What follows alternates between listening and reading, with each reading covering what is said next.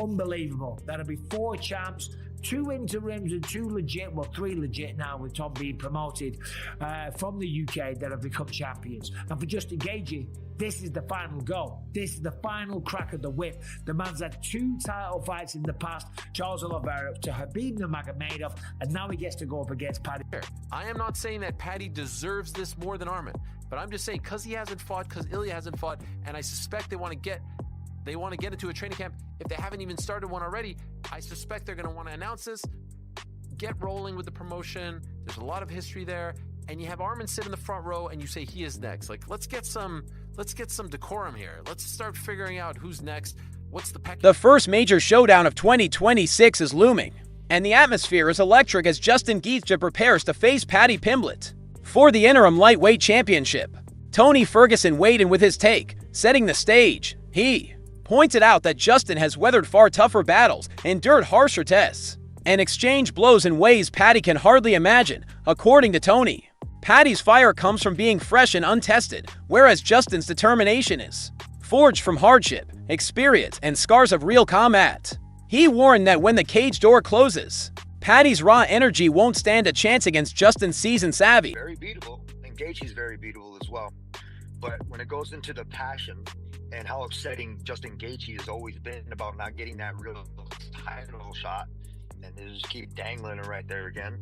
Paddy's in for a new treat, right? Paddy's the one that's never fought for a belt. He's going in there. He's going to be trying to get that stuff. He's going to feel a little bit more fresher. He's going to have that little bit of excitedness in my opinion. Tony remained a passionate supporter of Justin Gaethje, insisting that the MMA world often turns a blind eye, even while watching the action unfold. He explained that many fans get caught up in Paddy Pimblett's limelight, frequently missing the reality of Justin's performance inside the cage. Tony emphasized that Justin embodies controlled, precise aggression, and when the pressure rises, he becomes even harder to beat, tougher to stop, and more dangerous than anyone predicted. He added that followers of Max Fields tend to underestimate Justin, simply because his explosive style has been consistent. For so long his skill might seem ordinary to some, but in truth, it is extraordinary. Not happening. It's Justin or Paddy now. Paddy got to get past Justin. Justin's a tough fight, bro. I don't know. A lot of people sleeping on Justin on the Paddy fight, which just makes me ridiculous. Armin Sorokin jumped into the conversation, siding firmly with Justin Gaethje, fueled by his dislike for Paddy Pimblett. He argued that Justin is the only fighter deserving of the spotlight, having faced the toughest opponents and earned every ranking point through sheer effort. Armin pointed out that Paddy still carries glaring gaps in his strategy, often ignored by fans caught up in the hype, and he believes Justin will expose them with relentless pressure. According to Armin, this fight won't be close. He expects Justin to dominate every round, silencing the crowd with a brutal and decisive performance. If you need the help, let me know. I'll fly to you and help you. Really? I mean, I want him to win, and that guy, I hate him. But I hope Justin Gaethje not gonna drink, party, gonna train, dedicate himself, be focused. It's his last chance in this life. He was fighting for the title maybe 5 times. So this is his chance, and the end of his career, win the interim title, fight for the real title, and then retire. That's the best for him. Rejecting the usual narrative that Paddy Pimblett can be overlooked, Armin stressed that underestimating him comes at a risk. He highlighted Paddy's sharp timing, unpredictable movement, and constant development, making him a dangerous adversary for anyone, even Justin Gaethje. Armin noted, many get dazzled by charm over capability, and Paddy has enough skill to catch anyone off guard who expects an easy victory for Justin. He added, dismissing Paddy would be a mistake, because confidence and precise striking can completely shift a fight. If Justin misjudges him, yes, he will. Will he try and replicate the game plan of Max Holloway? Of course he will. Who wouldn't try and do that? You aren't going to stand and go toe-to-toe with Justin Gaethje because the man does have knockout power. But underestimate Paddy at your peril. That's all I'll say about that one, but that is... He also warned that Justin Gaethje will face enormous pressure, as this could be his final opportunity to capture the title. He explained that when fighters feel time running out, it often clouds their judgment, and Justin must remain calm, avoid throwing reckless punches, and resist falling into desperation. From Bisping's perspective, this mental strain alone can become a hidden obstacle, giving Paddy Pimblett chances to steal rounds or create chaos that could turn the fight in his. Unbelievable. That'll be 4 champs, 2 interims and 2 legit, well, 3 legit now with Tom being promoted from the UK that have become champions. And for Justin Gaethje, this is the final go. This is the final crack of the whip. The man's had 2 title fights in the past, Charles Oliveira to Khabib Nurmagomedov, and now he gets to go up against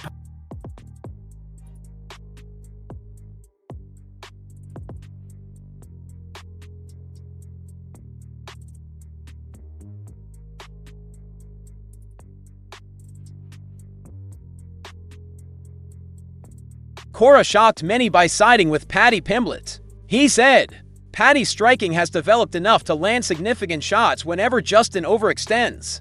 He explained that while Justin tends to create openings during intense exchanges, Paddy, if disciplined, has the accuracy to capitalize with damaging strikes beyond the rivalry. Cora admitted that Paddy has certain strengths that make him a legitimate threat, and it wouldn't be surprising if he finds some early success in the fight. Very good range, keeps his distance a lot, doesn't get caught up in the pocket too much, throws in volume when he does throw a lot of the time with his 1-2, 1-2, and then a jump knee, and a lot of dynamic things that can get the better of Gaethje. Plus he's going to mix in the takedowns, and Gaethje's getting up there in his career. He's just going through more and more wars, more and more scraps, a ton of time off. Pimbeltt coming into his prime has been in. Despite all the predictions, this matchup has ignited a storm of debate. Many criticized Arman Sarakin's exclusion, but Ariel Helwani led the charge, speaking out strongly. He argued that the UFC prioritized storyline and revenue over fair competition by highlighting the rivalry between Paddy Pimblett and Alia rather than selecting fighters based on merit. Ariel insisted that fans expect the top contender to earn a spot in an interim title fight, and leaving them out sends the wrong message. Against Islam, once I pass him, I get the title, and you put me against Paddy. You think Paddy's going to beat Justin Gaethje? Easy. That's a crazy thing to say because Justin Gaethje's animal. Yeah, but he doesn't know how to grapple, and Paddy knows But that. he's a Division I wrestler. He knows how to grapple. You don't think he knows? He went on to argue that rankings lose all meaning when the top fighter is passed over for promotional purposes. He pointed out that the lightweight division is tight, and fans deserve a clear explanation. According to him, the selection feels engineered and has no foundation in true sporting logic. Ariel emphasized that the division becomes messy whenever official standings are ignored, particularly when a title is at stake. I am not saying that Paddy deserves this more than Arman, but I'm just saying because he hasn't fought, because Ilya hasn't fought, and I suspect they want to get into a training camp. If they haven't even started one already, I suspect they're going to want to announce this, get rolling with the promotion. There's a lot of history there, and you have Arman sit in the front row, and you say he is next. Like, let's get some decorum here. Let's start figuring out who's next. What's the pack? He added that, if not for Alia's personal circumstances, the rightful matchup would have been Alia versus Arman Sarakin without question.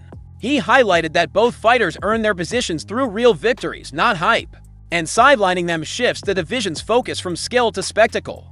He argued that bringing in Paddy Pimblett prioritizes entertainment over authenticity, frustrating fans who value the sport's competitive integrity. How in the world are you going to headline an interim title fight over that one? How are you going to put that beneath an interim title fight?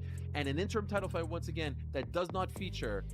Neil Cormier fully supported Ariel's perspective, insisting that Alia versus Arman Sarakin should have been the definitive title fight. He explained that the UFC weakens the division when rising contenders are passed over for commercial interests. Cormier emphasized that merit must come first in title matchups, or the value of the belt starts to diminish. He concluded that decisions like this ultimately do more harm than good to the division. Honestly, it should have been the co-main event, 5-round, number 1 contender fight, Ilya versus Arman, second half of the year. What's the problem with that? And now what you just said, because he reiterated this in the Instagram Live, the winner of this fight is going to fight Ilya. What happens to Arman? Arman's going to have to fight who? What is going on? What does Arman Tsarukyan have to do to get a shot at the belt now?